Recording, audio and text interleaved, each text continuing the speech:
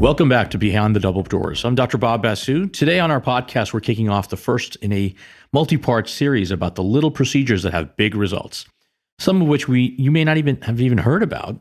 Look, the internet's wide and free. There's lots of information out there, but if you don't know what you're looking for, you might never even find some of these delightful options, and some of these procedure names might get really confusing. So we're going to dispel all the myths and inform you about some very powerful, small little procedures that yield big results. So we're going to cover 3 little procedures with big results for the face, including buccal fat pad removal, face tight, also known as neck tight, and the surgical lip lift.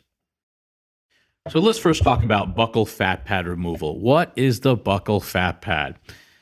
Well, if you have full cheeks and you always felt you wanted more of that slender, kind of Instagram-y look, then buccal fat pad removal might be a procedural option for you.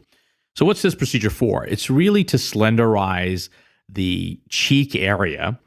The wonderful thing about this procedure is that there are no external scars. We actually make a tiny 1 centimeter opening inside your cheek and then basically access the fat pad and tease it right out.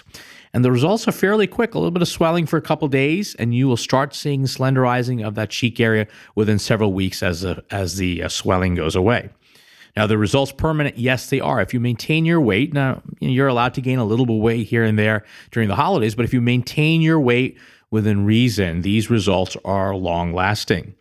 And so a buccal fat pad removal can be done under IV sedation, or it can be done under local anesthesia with some oral sedation. And it typically takes me about 30 minutes to 45 minutes to complete, so fairly quick procedure. The recovery, this is what I tell my patients. After a buccal fat pad removal, the worst case scenario is this will feel like a mild dental procedure. Most of my patients come back and tell me this was much easier than any dental procedure they've had because we're not working on your teeth or bones, right? So we can numb the areas up with numbing medicine that lasts for several hours into the next day. That makes the recovery very smooth. Most of my patients are able to go back to a desk job the next day. If anyone at work asks you why your cheeks look a little swollen, just tell them you had a little dental work done.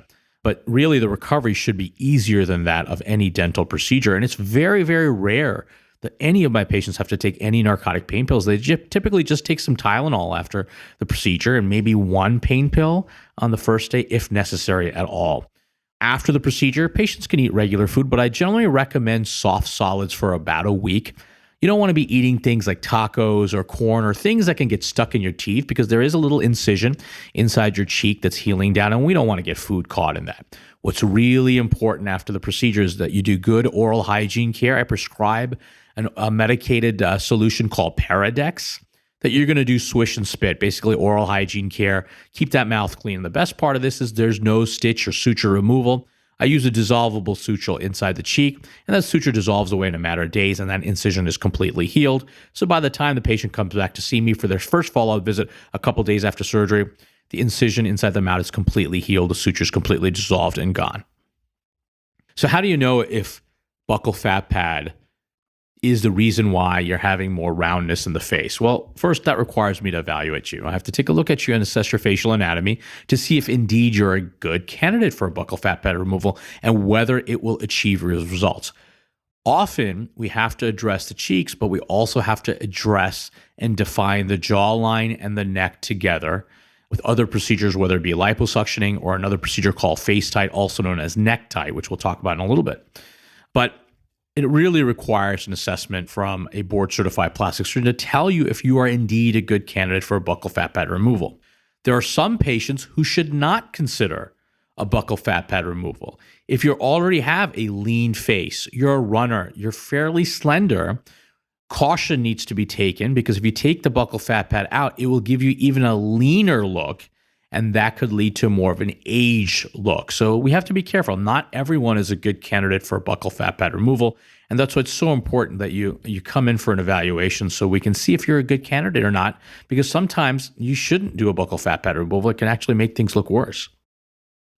Now, what if you've already had a buccal fat pad removal and you're not happy, it's too hollow? We do have some options to correct it depending on your anatomy. A fat grafting, perhaps some fillers can kind of blend that area if you feel that it's over-indented. But again, it really requires an individual assessment to create a treatment plan. So I know it gets confusing. A lot of patients come in and they're thinking they need a buccal fat pad removal, but they're actually pointing to the cheek area. Now, what do I mean by cheek area? If you take your finger and put it right below your eye, you've got a bone there.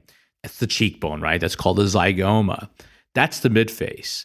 Now, if you take your finger and drop it about 3 centimeters, about 1 to 2 centimeters lateral or to the side of the corner of your mouth, and you press, and if that area feels full, that's your buccal fat pad. The other thing you can do is take your tongue in your cheek and push it out, and if that area looks really full, you're pushing out on your buccal fat pad. So what a buccal fat pad does is it does not treat the cheek or the zygoma area. It treats the area lateral to your mouth. Now, a common question is, well, wait a minute, why are people getting fillers in the cheek, meaning the zygoma area, the midface, but why are people taking away in the buccal fat pad? Because the desire is to have a more slender face, a more angulated face. It feminizes the face. It gives you more of an attractive appearance for both women and for men.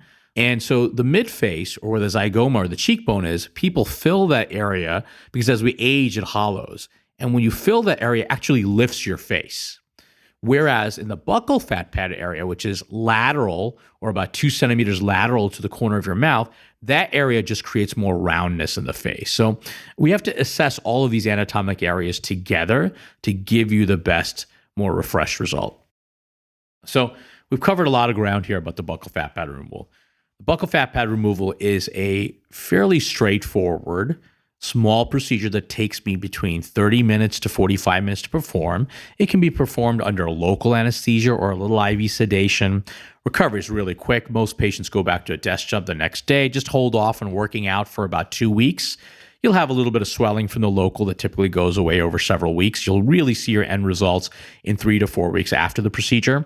So fairly quick recovery, and it really treats the fullness on your face that's about 2 to 3 centimeters lateral to the corner of your mouth, and it helps to slenderize the face. But remember, we also have to evaluate other areas of the face, such as the cheek area and also your jawline and your neck together so that we can give you the best results. But a buccal fat pad removal, in summary, is a very small procedure that yields some really big results. Basu Aesthetics and Plastic Surgery is located in Northwest Houston in the Town Lake area of Cypress. If you'd like to be a guest or ask a question for Dr. Basu to answer on the podcast, go to basu+plastic+surgery.com/podcast.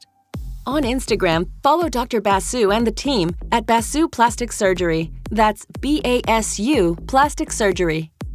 Behind the Double Doors is a production of The Axis, THEAXIS.io.